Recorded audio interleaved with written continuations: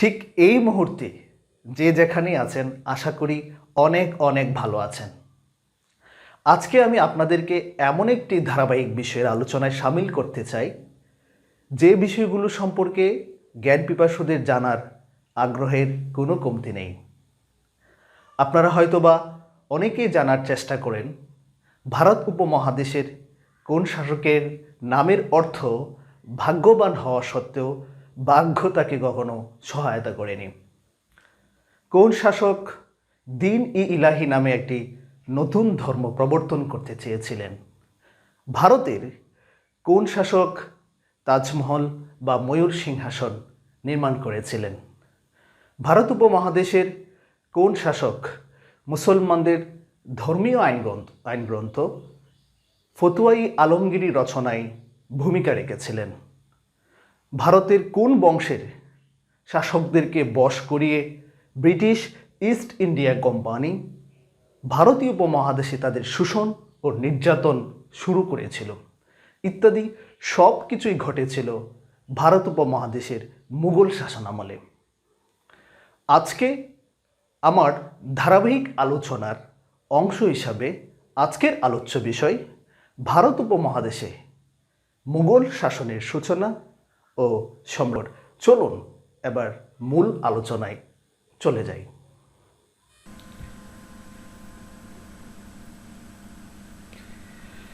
প্রথমেই আমাদের মুঘলদের পরিচয় সম্পর্কে জানতে হবে। মুঙ্গ থেকে মঙ্গল শব্দটি এসেছে, আর মঙ্গল শব্দের অর্থ হচ্ছে নির্ভীক। আমরা এই মঙ্গল শব্দ থেকেই মুঘল শব্দটি এসেছে। তার মানে হচ্ছে মুঙ্গ থেকে মঙ্গল আর মঙ্গল থেকে মুঘল। আমরা যে ম্যাপটা দেখতে পাচ্ছি সেই ম্যাপটায় আমি মঙ্গোলিয়া দেখাচ্ছি। সেটা হচ্ছে রাশিয়া এবং চীনের মধ্যে, অর্থাৎ চীনের উত্তর দিকে অবস্থিত হচ্ছে মঙ্গোলিয়া নামক রাষ্ট্রটি। এই মঙ্গোলিয়ায় মঙ্গল জাতির উদ্ভব ঘটেছিল। পরবর্তীতে তারা এই মঙ্গোলিয়া থেকে মধ্য এশিয়ার পশ্চিমাংশে বসবাস শুরু করে। তারা এখানে বসবাস শুরু করছিল। এই মধ্য এশিয়া থেকেই তারা এশিয়ায় একটি শক্তিশালী সামরিক শক্তি হিসাবে আবির্ভূত হয়েছিল। সেখান থেকেই তারা ভারতীয় উপমহাদেশ সহ বিভিন্ন জায়গায় আক্রমণ করেছিল। মঙ্গলদের অন্যতম শ্রেষ্ঠ যে নেতা ছিলেন নাম হচ্ছে চেঙ্গিস খান, যিনি ত্রয়োদশ শতাব্দীর প্রথম ভাগে ক্ষমতায় ছিলেন। তিনি পারস্য হচ্ছে বর্তমান ইরানের পূর্ব নাম হচ্ছে পারস্য। এই পারস্যের খাওয়ারিজম সাম্রাজ্যের যে শাসক জালালউদ্দিনকে ধাওয়া করে অর্থাৎ পশ্চাদাবন করে তিনি সিন্ধু পর্যন্ত, ভারতীয় উপমহাদেশের সিন্ধু দেশ পর্যন্ত অগ্রসর হয়েছিলেন চেঙ্গিস খান। তারই বংশধর তৈমুর লং পরবর্তীতে তিনি 1398 সালের দিকে আবার ভারত আক্রমণ করেছিলেন এবং তিনি 1398 সালে 15 দিন ধরে দিল্লিকে তিনি তছনছ করে ধ্বংস করে লুণ্ঠন করে চলে গিয়েছিলেন। অবশ্য তাকে যে সমর্থন করেছিলেন দৌলত খান, যাবার সময় তিনি দৌলত খানকে মুলতান, লাহোর এবং দিপালপুর এই এলাকার শাসক হিসাবে মনোনীত করে তিনি চলে গিয়েছিলেন।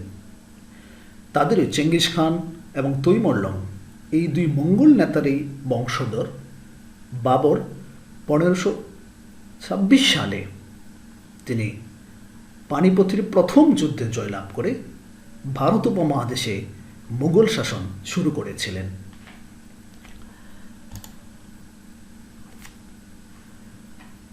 তার মানে যে ভারতে মুঘল শাসন প্রতিষ্ঠা করেছিলেন তার নাম হচ্ছে বাবর। তার পুরো নাম হচ্ছে জহিরুদ্দিন মোহাম্মদ বাবর। 1484 সালে তিনি তার পিতৃরাজ্য ফরগানায় জন্মগ্রহণ করেন। ফরগানা হচ্ছে উজবেকিস্তানের একটি রাজ্য ছিল। ওই রাজার যে আমির ছিলেন উমর শেখ মির্জা, ওই উমর শেখ মির্জার পুত্র ছিলেন বাবর। বাবর শব্দের অর্থ হচ্ছে সিংহ। তো 1484 সালে তিনি ফারগানায় জন্মগ্রহণ করেন। পরবর্তীতে তার দেখা গেল তিনি কিন্তু মঙ্গল বংশের একটা অংশ। তার মাতা কুতলুক নিগার খানম, তিনি হচ্ছেন এই চেঙ্গিস খানের এই বংশধর, অর্থাৎ মাতার দিক থেকে তিনি হচ্ছে চেঙ্গিস খানের বংশধর, এবং তার পিতার দিক থেকে তিনি হচ্ছেন তৈমুরলংয়ের বংশধর। অর্থাৎ দুই দুর্ধর্ষ মঙ্গল নেতা চেঙ্গিস খান এবং তৈমুরলংয়ের বংশধর হচ্ছে বাবর। তার মানে হচ্ছে এশিয়ার ত্রাস সৃষ্টিকারী দুই যে মঙ্গল নেতা, তাদের রক্তের ধারা বাবরের মধ্যে প্রবাহিত হয়েছিল। আর এই বাবরই 1526 সালে ভারত উপমহাদেশে মুঘল শাসনের সূচনা করেছিলেন। আমরা বাবর লেখার নিচে যে ছবিটা দেখতে পাচ্ছি, উনি হচ্ছেন জহিরুদ্দিন মোহাম্মদ বাবর বা মুঘল সাম্রাজ্যের প্রতিষ্ঠাতা বাবর। 1526 সালে তিনি যেই মুঘল শাসন প্রতিষ্ঠা করেছিলেন, এই মুঘলরাই 1858 সাল পর্যন্ত তারাই শাসন করেছিল এই ভারত উপমহাদেশ। এই দীর্ঘ সময় প্রায় 18 জন শাসকের মতো শাসক এই ভারতীয় উপমহাদেশ শাসন করেছিল। যদিও এই শাসক সমূহের মধ্যে প্রথম দিককার 6 জন যে শাসক ছিলেন, তাদেরকে আমরা অনেকেই হয়তোবা ইতিহাসের আলোচনায় বা বিভিন্নভাবে তাদের নাম জেনে থাকতে পারি, এবং তারাই ছিলেন মূলত মুঘল শাসন ব্যবস্থা সুষ্ঠুভাবে পরিচালনার মূল কর্ণধার। তো প্রথম শাসক ছিলেন বাবর, তারপরে ছিলেন তার ছেলে হুমায়ুন, হুমায়ুনের ছেলে ছিলেন আকবর, আকবরের ছেলে ছিলেন জাহাঙ্গীর, জাহাঙ্গীরের ছেলে ছিলেন শাহজাহান, শাহজাহানের ছেলে ছিলেন আওরঙ্গজেব। এই 6টি জেনারেশন 1526 সাল থেকে 1707 সাল পর্যন্ত শাসন করেছিলেন। এই 6 জনের শাসন ব্যবস্থা ভারতের ইতিহাসে বা মুঘল শাসনের ইতিহাসে একটি বিশেষ স্থান দখল করে আছে। 1717 থেকে শুরু করে 1858 সাল পর্যন্ত, দ্বিতীয় বাহাদুর শাহ পর্যন্ত বাকি যে শাসকরা ছিলেন, তারা ওইরকমভাবে শাসন ব্যবস্থায় সফলতার নজির রাখতে পারেননি। আমরা বাবরের প্রাথমিক জীবন সম্পর্কে জানলাম। এখন আমরা জানব যে ভারত অভিযান পূর্ব বাবরের জীবন, অর্থাৎ ভারত অভিযানের পূর্বে বাবরের জীবন কেমন ছিল সেটা আমরা এখন জানার চেষ্টা করব। আমরা এখন যেই মানচিত্রটা দেখতে পাচ্ছি সেটা হচ্ছে মধ্য এশিয়ার একটা ম্যাপ। আর মধ্য এশিয়ার রাষ্ট্র হচ্ছে কাজাখস্তান, তুর্কমেনিস্তান, তাজিকিস্তান, উজবেকিস্তান ইত্যাদি। যে তুর্কমেনিস্তান ইত্যাদি যে 5টি রাষ্ট্র আছে, এই 5টি রাষ্ট্রকে একত্রে বলা হয় মধ্য এশিয়া। আর উজবেকিস্তানের ঠিক দক্ষিণে আছে আফগানিস্তান, এবং আফগানিস্তানের পশ্চিমে আছে পাকিস্তান, আর পাকিস্তানের পশ্চিমেই আছে আফগানিস্তানের পূর্বে আছে পাকিস্তান, এবং পাকিস্তানের পূর্বে আছে ভারত। অর্থাৎ ভারতীয় উপমহাদেশে বলতে তৎকালীন সময়ে ওই পাকিস্তান, ভারত, বাংলাদেশ এই ভূখণ্ডটাকে মূলত বোঝানো হতো। তো 1484 সালে ফারগানায় জন্মগ্রহণ করেছিলেন বাবর, সেটা আমরা একটু আগে বলছিলাম। এই হচ্ছে ফারগানা, আর ফারগানা হচ্ছে আমাদের সেই তাজিকিস্তানের একটা রাজ্য ফারগানা। এই ফারগানায় 1484 সালে জন্মগ্রহণ করেছিলেন জহিরুদ্দিন মোহাম্মদ বাবর, আর এটাই ছিল তার পিতৃরাজ্য। কিন্তু দুর্ভাগ্যবশত তার বয়স যখন 11, তখন 1494 সালে তার পিতা উমর শেখ মির্জা মারা যান। আর তৎকালীন উত্তরাধিকারী নিয়ম অনুযায়ী পিতার মৃত্যুর পর মাত্র 11 বছর বয়সেই পিতৃরাজ্যের সিংহাসনে বাবর অধিষ্ঠিত হন। কিন্তু 11 বছর বয়সের একজন বালক ফরগানায় বসে শাসন ব্যবস্থা পরিচালনা করবেন, এটা তার আত্মীয় স্বজন বা অন্যান্য যারা নেতা ছিল, যেমন উজবেক নেতা সাইভানি খান, তারা খুব সহজভাবে মেনে নেননি। আর এই কারণেই দেখা গেল তিনি শাসন ক্ষমতায় বসার পরেই, ফরগানার সিংহাসনে বসার পরেই তার আত্মীয় স্বজন এবং উজবেক নেতা সাইভানি খান কর্তৃক তিনি শাসন ব্যবস্থা পরিচালনার ক্ষেত্রে বাধাগ্রস্ত হয়ে পড়েন। আর এই সময় সমরকন্দ, এই যে তাজিকিস্তানের একটা রাজ্য সমরকন্দ, এই সমরকন্দ তৈমুরীয় বংশের যারা ছিল, এই সমরকন্দের শাসন ক্ষমতায় বসার জন্য তারা বিভিন্ন ধরনের সংঘর্ষে জড়িয়ে পড়ছিল। এই সুযোগে ফরগানার যে শাসক বাবর, তিনি 1497 সালে কিছুদিনের জন্য সমরকন্দ দখল করেছিলেন। 15 সালের দিকে কিছুদিনের জন্য দ্বিতীয়বারের মতো দখল করেছিলেন এবং 1502 সালে তৃতীয়বারের মতো সমরকন্দ দখল করেছিলেন। কিন্তু 1503 সালে যে উজবেক নেতা সাইভানি খানের হাতে নিকট বাবর পরাজিত হয়ে তিনি শুধু সমরকন্দ থেকেই বিতাড়িত হননি, তিনি ফারগানা থেকেও বিতাড়িত হন। অর্থাৎ একই সাথে পিতৃরাজ্য ফরগানা এবং দখলকৃত রাজ্য সমরকন্দ, এই দুটি অংশ থেকেই তিনি বিতাড়িত হয়ে পড়েন এবং বিতাড়িত হয়ে তিনি এক স্থান থেকে অন্য স্থানে ঘুরে বেড়াতে থাকেন যে কি করবেন। শেষ পর্যন্ত তিনি 1504 সালের দিকে আফগানিস্তানের যে শহর কাবুল, ওই কাবুলটা তখন তৈমুরীয় বংশধরদের অধীনে ছিল। কাবুলে যখন তৈমুরীয় বংশধরদের মধ্যে সংঘর্ষ হচ্ছিল কাবুলকে দখল করা নিয়ে, এই সুযোগে ফরগানা এবং সমরকন্দ থেকে বিতাড়িত বাবর কাবুল অধিকার করে ফেলেন 1504 সালে এবং এই 1504 সাল থেকে 1526 সাল পর্যন্ত তিনি কাবুলকে কেন্দ্র করে তিনি রাজ্য পরিচালনা করেছিলেন। যদিও তিনি 1511 সালের দিকে আবার কাবুল থেকে তিনি সমরকন্দ দখল করেছিলেন সাইভানি খানকে পরাজিত করে। পারস্যে, আমরা বলছিলাম যে এই যে ইরান, যেটার পূর্ব নাম ছিল পারস্য, এই পারস্যের সাফাবি বংশের শাসকের সহায়তায় তিনি 1511 সালে কাবুল থেকে সমরকন্দ দখল করেছিলেন। কিন্তু 1512 সালেই, ঠিক পরের বছরেই সাইভানি খান, উজবেক নেতা সাইভানি খানের নিকট বাবর পরাজিত হয়ে আবার তিনি কাবুলের মধ্যেই সীমাবদ্ধ থাকেন। তখন বাবর চিন্তা করতে লাগলেন, মধ্য এশিয়ায় তার বারবার চেষ্টা করেও তিনি সফল হতে পারছেন না, আর এই কারণেই তিনি কাবুল থেকে আর মধ্য এশিয়ায় আক্রমণ করে জয় করার বা তার রাজ্যভুক্ত করার প্রচেষ্টা থেকে দূরে সরে এসে তিনি ভারতের দিকে নজর দেওয়া শুরু করেন।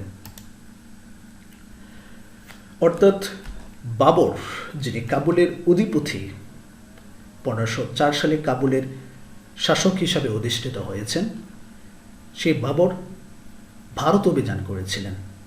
কিন্তু কেন বাবর ভারত অভিযান করেছিলেন সেটার পিছনে আমরা 6টি কারণ দেখানোর চেষ্টা করব। প্রথমেই হচ্ছে যে মধ্য এশিয়ায় বাবরের বারবার ব্যর্থতা। আমরা একটু আগেই বলছিলাম যে বাবর ফরগানা, সমরকন্দ ইত্যাদি এলাকাগুলো দখল করার জন্য বারবার চেষ্টা করে সাইভানি খানের নিকট পরাজিত হয়ে তিনি বারবার ফিরে আসছিলেন।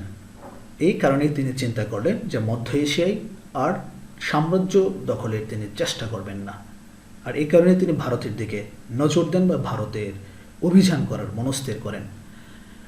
তার রাজ্য জয়ের অদম্য উচ্চাকাঙ্ক্ষা ছিল। এটা আমরা বুঝতেই পারছি যে তিনি বারবার সমরকন্দ দখল করতে ব্যর্থ হচ্ছেন, কখনো সফল হচ্ছেন, কখনো ব্যর্থ হচ্ছেন, কখনো সাইভানি খানের সাথে পারছেন, কখনো পারছেন না। কিন্তু তারপরও রাজ্য জয়ের যে একটা আকাঙ্ক্ষা, রাজ্য জয়ের যে একটা লিপ্সা, এটা তিনি লালিত করতেন, আর এরই অংশ হিসাবে তিনি ভারত অভিযান করেছিলেন। 3 নম্বর কারণ হিসেবে যদি আমরা দেখি, ভারতের রাজনৈতিক অন্তর্দ্বন্দ্ব। কাবুলে বসে বাবর বেশ ভালোই উপলব্ধি করতে পেরেছিলেন যে ভারতে যারা এখন আছেন, অর্থাৎ লোধি বংশের যে শাসন ব্যবস্থা বিরাজমান, সেখানকার শাসন ব্যবস্থার কারণে সেখানকার রাজনৈতিক পরিস্থিতি অবশ্যই ভালো নেই, আর এই সুযোগটা তিনি হাতছাড়া করতে চাননি। চতুর্থ কারণ হিসেবে যদি আমরা দেখি, বাবরের পূর্বপুরুষ যারা ছিলেন, আমরা একটু আগে বলছিলাম যে চেঙ্গিস খান এবং তৈমুরলং, এছাড়াও মঙ্গলদের যে সকল নেতা যখনই ক্ষমতায় আসছেন, তারা বারবার সেই মামলুক বংশের শাসন, মামলুক শাসনামলে, তুগলক শাসনামলে, খুলজি শাসনামলে, সৈয়দ বংশের শাসনামলে, প্রত্যেকটা সুলতানি আমলে প্রত্যেকটা শাসকের শাসনকালে ভারতীয় উপমহাদেশের উত্তর পশ্চিম দিক থেকে, অর্থাৎ মধ্য এশিয়া থেকে আক্রমণ করা সহজ ওই রাস্তাটা, ওই দিক থেকেই তারা বারবার আক্রমণের চেষ্টা করেছেন এবং বেশিরভাগ ক্ষেত্রে তারা সফলই হয়েছেন। অর্থাৎ বাবর দেখলেন তার পূর্বপুরুষরা যেহেতু ভারতে অভিযান করে সফল হয়েছেন, সুতরাং এই সফলতা থেকে অনুপ্রাণিত হয়েই তিনি চিন্তা করলেন যে ভারত অভিযান করা যায়। তারপরে এটাও আমরা জানি যে সুদূর অতীতকাল, অর্থাৎ সুপ্রাচীনকাল থেকে ভারত ধন সম্পদে পরিপূর্ণ ছিল, আর ধন সম্পদের একটা লোভ বাবরের মধ্যে ছিল যে তিনি যদি ধন সম্পদ লুণ্ঠন করেও যদি তিনি কাবুলে নিয়ে আসতে পারেন, তাহলে হয়তো বা তার কাবুল রাজ্যটাকে, সাম্রাজ্যটাকে আরও বেশি সমৃদ্ধভাবে শাসন করতে পারবেন, অথবা যদি তিনি ভারত জয়ও করতে পারেন, তাহলে একটা শক্তিশালী রাজ্যের রাষ্ট্রপ্রধান হিসাবে বেশ ভালোভাবে শাসন করতে পারবেন। এই একটা আকাঙ্ক্ষা তার মধ্যে ছিল। আর সর্বশেষ কারণ হিসেবে যদি আমরা দেখি, তাহলে ভারতের নেতৃস্থানীয় ব্যক্তিবর্গের আমন্ত্রণ জানিয়েছিলেন, অর্থাৎ ইব্রাহিম লোদির শাসনে যারা অতিষ্ঠ হয়েছিল, তার বিরোধী শক্তি যারা ছিল, তারা বাবরকে, কাবুলের অধিপতি বাবরকে বারবার আমন্ত্রণ করছিলেন যে আপনি ভারতে আক্রমণ করুন, আক্রমণ করে ইব্রাহিম লোদিকে একটা উপযুক্ত শাস্তি দিন। আর তাদের আমন্ত্রণে সাড়া দিয়ে বাবর কিন্তু ভারত অভিযানের জন্য মনস্থির করেছিলেন। তো ভারতে বাবরের প্রাথমিক অভিযান, বাবর যখন কাবুলে বসে শাসন করছিলেন, তখন আমরা জানি যে 1504 সাল থেকে 1526 সাল পর্যন্ত আফগানিস্তানের যে শহর কাবুল, সেখানেই বাবরের রাজধানী ছিল এবং সেখান থেকেই তিনি রাষ্ট্র ব্যবস্থা পরিচালনা করে আসছিলেন। আমরা এই যে ম্যাপটা আছে, এই ম্যাপটাই দেখছি, এটা হচ্ছে কাবুল, এটা হচ্ছে আফগানিস্তান, আর আফগানিস্তানের রাজধানী কাবুল। এই কাবুলে বসেই বাবর তার রাজ্যটা শাসন করছিলেন এবং বিভিন্ন কারণে ভারত এই কাবুল থেকে বা আফগানিস্তান থেকে পূর্ব দিকে যে অংশটা আছে ভারত, সেটা জয় করার চেষ্টা করছিলেন বিভিন্ন কারণে, যে কারণগুলো আমরা একটু আগেই বলছিলাম। তার জন্যই 1504 থেকে 1526 সাল পর্যন্ত তিনি কাবুলের শাসক হিসাবেই শাসন ব্যবস্থা পরিচালনা করে আসছিলেন।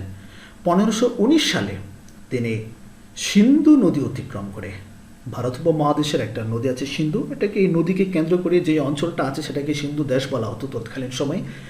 এই সিন্ধু নদ বা সিন্ধু দেশের তিনি বজর দুর্গ, তারপরে হচ্ছে তিনি জিলাম এবং চিনাব নদীর অববাহিকা অঞ্চলগুলো তিনি 1519 সালে দখল করতে সক্ষম হয়েছিলেন। এছাড়াও তিনি ওই ভারত উপমহাদেশের সীমান্ত অঞ্চল তিনি বদাকশান, 1520 সালে বদাকশান দখল করে তিনি তার পুত্র হুমায়ুনকে সেখানকার শাসনকর্তা নিযুক্ত করেন এবং কান্দাহার, কাবুলেরই একটা অংশ কান্দাহার, ওই কান্দাহার জয় করে তিনি তার অপর পুত্র কামরানকে সেখানকার শাসনকর্তা নিযুক্ত করেছিলেন। অর্থাৎ ভারতে যখন ভারতের অভ্যন্তরে আক্রমণ করার পূর্বেই তিনি কাবুল থেকে ভারতে আসার পথকে সুগম করছিলেন। তবে তিনি 1519 সালে যে অঞ্চলগুলো দখল করেছিলেন, 20 সালে যে অঞ্চলগুলো দখল করেছিলেন, বলা যায় এক প্রকার বিনা বাধাই তিনি জয় করতে সক্ষম হয়েছিলেন। তো এই সময় দিল্লিকে কেন্দ্র করে আমরা দেখছি যে এটা হচ্ছে দিল্লি, ভারতের বর্তমান রাজধানী। তৎকালীন সময় ইব্রাহিম লোদির বা লোদি বংশের যে সর্বশেষ শাসক ইব্রাহিম লোদির শাসন আমলেও এটাই ছিল মূলত রাজধানী, এবং সেখানে বসেই তিনি তার রাজ্য পরিচালনা করে আসছিলেন। তো দেখা গেল যে ইব্রাহিম লোদির শাসনে অধিষ্ঠিত হয়ে পাঞ্জাবের যে শাসনকর্তা দৌলত খান লোদি, তিনি বাবরকে আক্রমণ করলেন যে আপনি ভারত উপমহাদেশ বা ইব্রাহিম লোদির রাজ্যে আক্রমণ করুন। এছাড়াও ইব্রাহিম লোদির একজন চাচা আলম খান তিনিও বাবরকে আমন্ত্রণ জানান যে আপনিও আক্রমণ করেন, ইব্রাহিম লোদিকে পরাজিত করুন। এছাড়াও যারা অভিজাত বর্গ ছিল তৎকালীন লুদি বংশের, তারাও বাবরকে আমন্ত্রণ জানান যে আপনি ভারতে আক্রমণ করে ইব্রাহিম লোদির পতন ঘটান।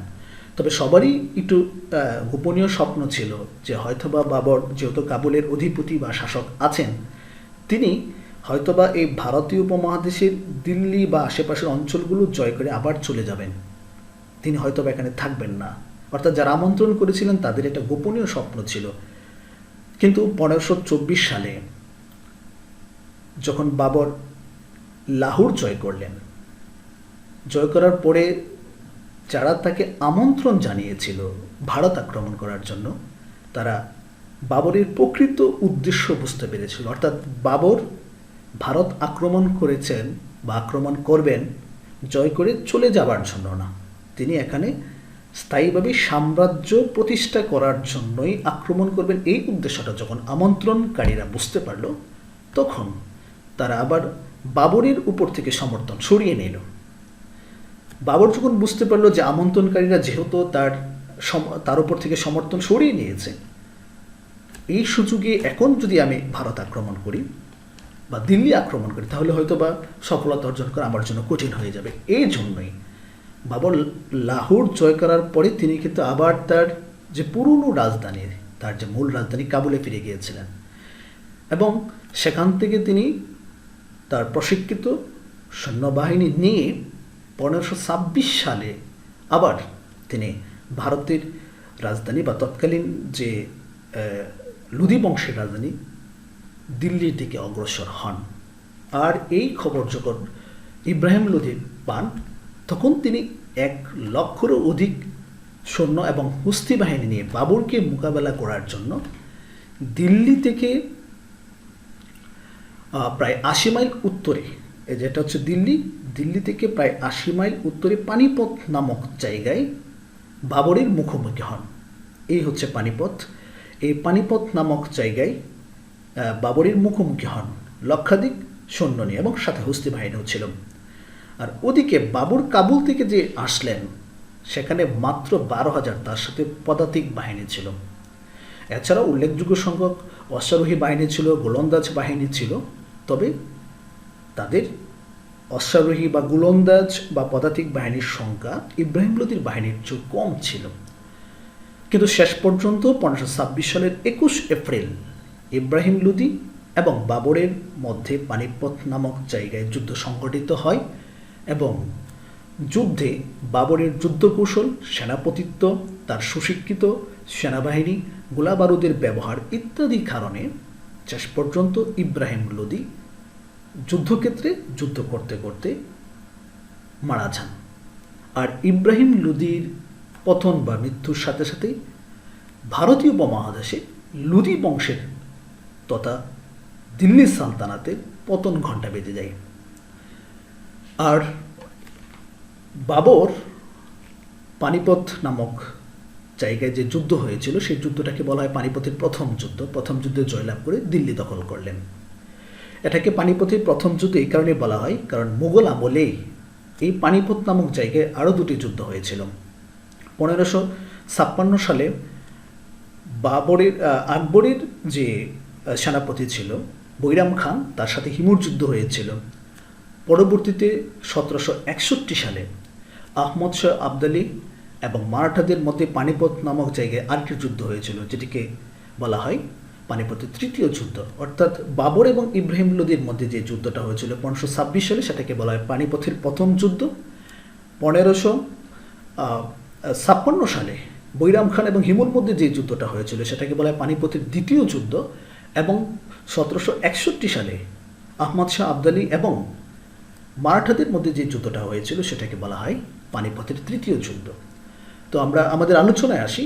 পানিপথের প্রথম যুদ্ধে বাবর জয়লাভ করার পর তিনি দিল্লি দখল করলেন, কিন্তু এই দিল্লি দখলের মাধ্যমে তার মুঘল শাসন প্রতিষ্ঠা হয়ে যায়নি। এটা বলা হয়ে থাকে যে মুঘল সাম্রাজ্য প্রতিষ্ঠার এটা হচ্ছে প্রাথমিক পর্যায়ে। আমরা যদি দেখি যে যে পানিপথের প্রথম যুদ্ধ যেটা হয়েছিল, যেটা বলছিলাম যে 21 এপ্রিল, সরি এখানে এপ্রিল লেখা আসছে, এপ্রিল হবে 1526 সালে, যেটা বাবর এবং ইব্রাহিম লোদির মধ্যে সংগঠিত হয়েছিল এই পানিপথ নামক জায়গায়। এই যুদ্ধে বাবর জয়লাভ করেছিলেন এবং তিনি ভারতের মাটিতে মুঘল শাসন শুরু করার প্রথম সূচনা বলা হয়ে থাকে পানিপথের প্রথম যুদ্ধকে। এখন হয়তো অনেকের মধ্যে প্রশ্ন আসতে পারে, তো পানিপথের প্রথম যুদ্ধে তিনি জয়লাভ করলেন, জয়লাভ করার পরে তিনি তৎকালীন যে শাসক ছিলেন ইব্রাহিম লোদিকে পরাজিতও করলেন, তারপরেও কেন আমরা এটাকে প্রথম পদক্ষেপ বা মুঘল সাম্রাজ্য প্রতিষ্ঠার সূচনা বলবো? এই কারণে বলবো, কেননা এর পরবর্তীতে দেখা গেল তিনি আরও বড় বাধার সম্মুখীন হন। কি বাধার সম্মুখীন হন সেটা আমরা দেখব। তার মানে পানিপথের প্রথম যুদ্ধ ছিল বাবরের ভারতীয় উপমহাদেশে মুঘল সাম্রাজ্য প্রতিষ্ঠার সূচনা পর্ব, সবেমাত্র সূচনা হয়। আমরা একটু পরের স্টেপে যাই, যে 1527 সালে খানোয়ার যুদ্ধ হয়েছিল। এখন আমরা যদি দেখি যে এখানে দেখব যে রাজপুতনা, এখানে মেবাড়ের যে রাজপুতদের নেতা ছিল রাণা সংগ্রাম সিংহ। এই রাণা সংগ্রাম সিংহ ছিলেন রাজপুতদের নেতা এবং তারা ছিল খুবই শক্তিশালী এবং যুদ্ধবাজ একটা সঙ্গ, এবং তাদেরকে মোকাবেলা করার মতো শক্তি তৎকালীন সময়ে কারোরই ছিল না। এবং রাজপুত যারা ছিল সেই আমরা দেখলাম যে চিতোর, তারপর হচ্ছে চান্দেরি, তারপরে হচ্ছে গোয়ালিয়র, আজমির, এই সকল অঞ্চলের রাজপুত নেতারা রাণা সংগ্রাম সিংহের নেতৃত্বে একতাবদ্ধ হয় এবং তারা বিদেশি কোনো শক্তির আক্রমণকে প্রতিহত করতে একতাবদ্ধ হয়েছিলেন রাণা সংগ্রাম সিংহের নেতৃত্বে। তো তাদেরকে প্রতিহত করা বাবরের একটা অন্যতম বড় চ্যালেঞ্জ ছিল। তো শেষ পর্যন্ত দেখা গেল যে 1527 সালের মার্চ মাসে বাবর আগ্রার পশ্চিমে, এই যে আমরা আগ্রা দেখতে পাচ্ছি, এই আগ্রার পশ্চিমে খানোয়া নামক জায়গায় রাণা সংগ্রাম সিংহের নেতৃত্বাধীন বাহিনীর সাথে বাবরের যুদ্ধ শুরু হয়ে যায়। রাণা সংগ্রাম সিংহের সাথে তার রাজপুত নেতা ছাড়াও ইব্রাহিম লোদির ভাই মাহমুদ লোদিও যোগ দিয়েছিল রাণা সংগ্রাম সিংহের সাথে। তো এছাড়াও মেওয়াটের হাসান খানও এই রাণা সংগ্রাম সিংহের সাথে বাবরের বিরুদ্ধে একত্রিত হয়ে যুদ্ধ করেছিল। কোথায়? আগ্রার ঠিক পশ্চিমে একটা জায়গা আছে খানোয়া নামক জায়গা, ওই জায়গায় বাবর এবং রাণা সংগ্রাম সিংহের রাজপুত বাহিনীর সাথে যুদ্ধ হয় 1527 সালের মার্চ মাসে। এই যুদ্ধে বাবরের সৈন্য সংখ্যা ছিল খুবই কম, তবে রাণা সংগ্রাম সিংহের বাহিনীর সৈন্য সংখ্যা 80,000-এরও বেশি ছিল এবং সাথে হস্তি বাহিনীও ছিল। তবে বাবরের যে যুদ্ধ কৌশল, এই যুদ্ধ কৌশলের কাছে আসলে সৈনিক সংখ্যা বেশি হয়েও জয়লাভ করতে পারেননি রাণা সংগ্রাম সিংহের বাহিনী। আর এই যুদ্ধে রাজপুতদের অনেক নেতা নিহত হন এবং এই যুদ্ধের মাধ্যমেই রাজপুতদের শক্তি খর্ব হয়ে যায়। আর খানোয়ার যুদ্ধে জয়লাভ করার ফলেই বাবর ভারতীয় উপমহাদেশে মুঘল বংশের যে শাসন প্রতিষ্ঠা করার শুভ সূচনা হয়। অর্থাৎ খানোয়ার যুদ্ধে জয়লাভ করার পরেই প্রকৃতপক্ষে বাবর ভারতে মুঘল বংশ প্রতিষ্ঠা করতে সক্ষম হলেন। আর ইতিহাসে বলা হয়ে থাকে যে পানিপথের প্রথম যুদ্ধ অপেক্ষা খানোয়ার যুদ্ধ মুঘল সাম্রাজ্য প্রতিষ্ঠায় বেশি গুরুত্বপূর্ণ। এই কারণে বলা হয়ে থাকে, কেননা পানিপথের প্রথম যুদ্ধে জয়লাভ করার পরেও কিন্তু তিনি ভারতে তার শাসন ব্যবস্থা দৃঢ় করতে পারেননি যতদিন না পর্যন্ত রাজপুতদেরকে তিনি কানওয়ার যুদ্ধে পরাজিত করতে সক্ষম হয়েছিলেন। এই কারণেই পানিপথের প্রথম যুদ্ধ অপেক্ষা কানওয়ার যুদ্ধকে বেশি গুরুত্বপূর্ণ বলে মনে করা হয়। যেমন 1757 সালে পলাশির যুদ্ধের চেয়েও 1764 সালে বক্সারের যে যুদ্ধ হয়েছিল, এই যুদ্ধটাকে বেশি গুরুত্বপূর্ণ বলা হয়ে থাকে। এখন হয়তো বা আমরা মনে করতে পারি যে 1757 সালে যে পলাশীর যুদ্ধ, এই যুদ্ধে জয়লাভ করার ফলেই 200 বছরের জন্য বাংলার সূর্য অস্তমিত হয়ে যায়, একথা সত্য। কিন্তু পলাশীর যুদ্ধে মাত্র একজন, শুধু বাংলার নবাবকে পরাজিত করা হয়েছিল। ইংরেজরা শুধু বাংলার নবাবকে পরাজিত করতে সক্ষম হয়েছিল। কিন্তু 1764 সালে যে বক্সারের যুদ্ধ, সেখানে বাংলার যে নবাব ছিলেন মীর কাসিম, অযোধ্যার নবাব সুজাউদ্দৌলা এবং তৎকালীন সময়ের যে মুঘল শাসক ছিলেন দ্বিতীয় আলম শাহ, এই 3 বাহিনীকে, নবাবের বাহিনী, অযোধ্যার বাহিনী, এমনকি তৎকালীন সময়ে যে শাসক মুঘল শাসক, এই 3 বাহিনীকে পরাজিত করতে সক্ষম হয়েছিলেন। এবং এরপরেই কিন্তু বক্সারের যুদ্ধে জয়লাভ করার পরে ব্রিটিশদের বা কোম্পানির আর পিছনে ফিরে তাকাইতে হয়নি। আর এই কারণেই বলা হয়ে থাকে যে পলাশীর যুদ্ধ অপেক্ষা বক্সারের যুদ্ধ ভারতে ব্রিটিশ শাসন প্রতিষ্ঠায় বা ব্রিটিশদের কর্তৃত্ব প্রতিষ্ঠায় বেশি ভূমিকা রেখেছে। ঠিক একইভাবে বলা হয়ে থাকে যে পানিপথের প্রথম যুদ্ধ অপেক্ষা খানোয়ার যুদ্ধ ছিল বেশি গুরুত্বপূর্ণ, কেননা খানোয়ার যুদ্ধে জয়লাভ করার পরেই ভারতে মুঘল শাসন বাবর ভালোভাবে প্রতিষ্ঠা করতে সক্ষম হয়েছিলেন। যদিও খানোয়ার যুদ্ধে যে সকল রাজপুত নেতারা, কিছু কিছু নেতা যারা পালিয়ে যেতে সক্ষম হয়েছিলেন, তারা আবার এই চান্দেরিতে, এই যে এখানে দেখছি আমরা চান্দেরি, ওই চান্দেরি দুর্গে তারা একত্রিত হয়েছিল মেদিনী রাওয়ের নেতৃত্বে। বাবর সেখানে অগ্রসর হয়ে 1528 সালে অগ্রসর হয়ে এই চান্দেরি দুর্গ দখল করেছিলেন। অর্থাৎ এরপরে আর বাবরকে প্রতিহত করার মতো আর কোনো রাজপুত নেতা, জাতি বা কেউই ছিল না। পরবর্তীতে কিন্তু এই রাজপুতদের দমন করলেও, যেহেতু ইব্রাহিম লোদি ছিলেন আফগান বংশোদ্ভূত একজন শাসক, ঠিক ওই সময়ে তার অনুসারী বা আফগান যারা নেতা ছিল, সামরিক নেতা ছিল বা অভিজাত বর্গ ছিল, তারা কিন্তু বাবরের বিরোধিতা করেই আসছিল এবং তারা পাটনায় এসে একত্রিত হয়েছিল। তো বাবর যখন জানতে পারলেন যে পাটনাতে আফগানরা একত্রিত হয়েছে, এখানে ইব্রাহিম লোদির ভাই মোহাম্মদ লোদি এবং বাংলার শাসক নুসরত খান একত্রিত হয়েছে, বাবরের জন্য সেটা হুমকি হয়ে দাঁড়িয়েছে। এই জন্য বাবর অগ্রসর হলেন। অগ্রসর হয়ে পাটনার সন্নিকটে যে গুগরা নদী, এই গুগরা নদীর নিকট একটা যুদ্ধে আফগানদেরও পরাজিত করতে সক্ষম হলেন, যে যুদ্ধটা হয়েছিল 1529 সালের মে মাসে।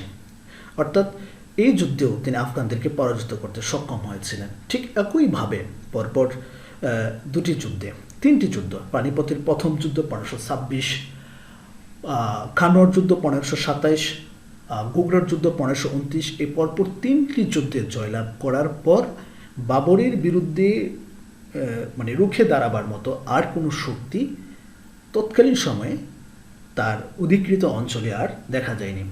এই 3টি যুদ্ধে জয়লাভ করার পর পরবর্তীতে দেখা গেল, অর্থাৎ খানোয়ার যুদ্ধে জয়লাভ করার পরেই কিন্তু বাবর তার যে পূর্বের যে রাজধানী কাবুল থেকে সেটা হিন্দুস্তানে নিয়ে আসেন খানোয়ার যুদ্ধে জয়লাভ করার পর। এর আগে কিন্তু তার রাজধানী কাবুলেই ছিল। খানোয়ার যুদ্ধে জয়লাভ করার পর তিনি সেটা হিন্দুস্তানে নিয়ে আসেন। অর্থাৎ এই পরপর 3টা যুদ্ধে জয়লাভ করার পর দেখা গেল যে ভারতীয় উপমহাদেশ সহ আফগানিস্তান সহ এই যে হালকা অরেঞ্জ কালার যেই কালারটা দেখা যাচ্ছে, এই অংশটা 1530 সালের মধ্যে এই বিশাল অংশটার তিনি তার রাজ্যভুক্ত করতে সক্ষম হয়েছিলেন। সেই কাবুল থেকে সেই বাংলা পর্যন্ত, আর ওইদিক দিয়ে হিমালয় থেকে দেখা গেল যে তিনি গোয়ালিয়র পর্যন্ত, চিতুর পর্যন্ত অংশটা জয় করতে সক্ষম হয়েছিলেন। তো এইভাবে তিনি জয় করতে সক্ষম হয়েছিলেন। আর আমরা যদি দেখি যে 1526 সাল থেকে 1530 সাল পর্যন্ত এই 4 বছরের শাসনকালে বাবর কতটুকু কৃতিত্বের স্বাক্ষর রাখতে পেরেছিলেন, সেটা আমরা এখন যদি দেখি, বলবো যে বাবর কিন্তু তার যে পূর্বপুরুষ ছিলেন তৈমুর লং বা চেঙ্গিস খান, তাদের মতো তিনি অহেতুক, অনর্থক, অপ্রয়োজনীয় কোনো যুদ্ধে জড়াননি বা ধ্বংস বা লুণ্ঠনে জড়াননি। তিনি মূলত যেই যুদ্ধ বা যেই সংঘর্ষে জড়িত হয়েছিলেন সেটাকে দখল করার উদ্দেশ্যেই, লুণ্ঠন বা ধ্বংস করার উদ্দেশ্য নয়। এছাড়াও যদি আমরা দেখি, বাবর কিন্তু একজন খাঁটি মুসলিম ছিলেন এই কারণেই, কেননা তৎকালীন সময়ে মধ্য এশিয়ায় বা মধ্যযুগে মধ্য এশিয়ায় যে সকল শাসকরা ছিলেন বিভিন্ন দুষ্ত্রুটিতে তারা যুক্ত ছিল, কিন্তু বাবর তুলনামূলকভাবে দুষ্ত্রুটি মুক্ত ছিল। এবং বাবর প্রাথমিক জীবনে তিনি মদ্যপান করলেও খানুয়ার যুদ্ধে জয়লাভ করার পর আর কখনো মদ স্পর্শ করেননি। এই হিসাবে তিনি একজন ভালো শাসক ছিলেন, সেটা বলাই যায়। আর তাকে আমরা তার কৃতিত্ব যদি বিচার করি, তিনি হচ্ছেন বাংলার রবার্ট ব্রোস। কেননা তিনি দেখা গেল যে সমরকন্দ, তারপর হচ্ছে ফরগানা ইত্যাদি মধ্য এশিয়া জয় করতে বারবার ব্যর্থ হয়েছিলেন, কিন্তু কখনও তিনি দমে যাননি, বরঞ্চ তিনি পূর্ণোদ্যমে তার ভাগ্যকে সাথে নিয়ে কঠোর পরিশ্রমের মাধ্যমে তিনি কিন্তু শেষ পর্যন্ত সফল হয়েছেন। এবং সফল শুধু হননি, ভারত উপমহাদেশের মাটিতে এরকম একটা বংশের প্রতিষ্ঠা করে যান 1526 সালে, যে বংশটি প্রায় 1858 সাল পর্যন্ত 320 বছরের অধিক সময় পর্যন্ত ভারতের মাটিতে শাসন করেছিল। আর তিনি একজন শাসক হিসাবে যতটুকু সফল হওয়ার কথা তিনি ততটুকু হননি। এই কারণেই, কারণ হচ্ছে তিনি তার এই সংক্ষিপ্ত সময়ের শাসনকাল 1526 থেকে 30 এই সংক্ষিপ্ত সময়ের শাসনকালে তিনি মূলত যুদ্ধ বিগ্রহ নিয়ে ব্যস্ত ছিলেন। আর এই কারণে তিনি শাসন ব্যবস্থায় এত বেশি মনোযোগ দিতে পারেননি। আর এই কারণেই পূর্বের যে তুর্কি এবং আফগানদের যে শাসন ব্যবস্থা বা শাসন রীতিনীতি ছিল, এগুলো তিনি বহাল রেখেছিলেন। তবে একজন দক্ষ সেনানায়ক, দক্ষ সেনাপতি বা যুদ্ধ কৌশলে পারদর্শী হিসাবে তিনি যথেষ্ট কৃতিত্বের স্বাক্ষর রাখতে সক্ষম হয়েছিলেন, একথা আমরা নির্দ্বিধায় বলতেই পারি। সাহিত্য অনুরাগী হিসাবে তিনি কতটুকু কৃতিত্বের স্বাক্ষর রাখেন সেটা সহজেই অনুমেয়, যারা আমরা তার সম্পর্কে আগে একটু জেনেছি। তিনি তার মাতৃভাষা ছিল তুর্কি এবং তিনি ফার্সি ভাষাও কথা বলতে পারতেন। ফার্সি ভাষা এবং তুর্কি ভাষায় দুই ভাষাতেই তিনি সাহিত্য রচনা করেছিলেন। তবে একটা কথা বলে রাখি, সেটা হচ্ছে বাবর নিজেকে মঙ্গল হিসাবে বেশি পরিচিতি দেখাননি বা পরিচিতি তিনি দেখাননি, পরিচয় দেননি। তিনি নিজেকে চারটাই তুর্কি বলে বেশি পরিচয় দিতে তিনি স্বাচ্ছন্দ্য বোধ করতেন। তো দেখা গেল তিনি তুর্কি ভাষায় অর্থাৎ মাতৃভাষায় তিনি দিওয়ান নামে একটি কবিতা সংকলন রচনা করেছিলেন, যেটা সাহিত্যে একটা বিশেষ উল্লেখযোগ্য স্থান দখল করে আছে। আর তার সাহিত্যের কীর্তির একটা বড় নজির হচ্ছে তিনি একটা আত্মজীবনী রচনা করেছিলেন, যে আত্মজীবনীর নাম হচ্ছে তুজুক-ই-বাবর। বলা হয় থাকে বিশ্বের ইতিহাসে যে কয়েকটি, যদি বলা হয় যে 5টি আত্মজীবনীর কথা বলা হয়, সমৃদ্ধ আত্মজীবনীর কথা বলা হয়, তার মধ্যে বাবর কর্তৃক রচিত তুজুক-ই-বাবর অন্যতম। কেননা তিনি তার এই আত্মজীবনীতে অত্যন্ত সহজ সরল সাবলীল ভাষায় সুখ দুঃখ, সফলতা ব্যর্থতা, তার মূর্খতা সব কিছু তিনি একদম সাবলীল ভাষায় বর্ণনা করে গিয়েছেন, কোনো কপটতার আশ্রয় গ্রহণ করেননি। আর এই কারণে বলা হয়ে থাকে তিনি যদি কোনো বংশের বা কোনো রাষ্ট্রের শাসক বা বাদশাহ নাও হতেন, তারপরও একজন সাহিত্যিক হিসাবে তিনি ইতিহাসের পাতায় জায়গা করে নিতেন। তাহলে আজকে আমরা আলোচনা করলাম, অর্থাৎ আজকে আমার আলোচনার বিষয় ছিল ভারত উপমহাদেশে মুঘল শাসনের সূচনা ও সম্রাট বাবর। এই সম্পর্কে আজকে আলোচনা করলাম। আমাদের এই আলোচনা ধারাবাহিকতায় আজকের অংশ শেষ হলো, আজকের পর্বটি শেষ হলো। আমাদের পরবর্তী অংশ নিয়ে আবার হাজির হব। সে পর্যন্ত আপনারা অনেক অনেক ভালো থাকবেন, সে কামনায় আজকে এই পর্ব থেকে বিদায় নিচ্ছি। ধন্যবাদ সবাইকে।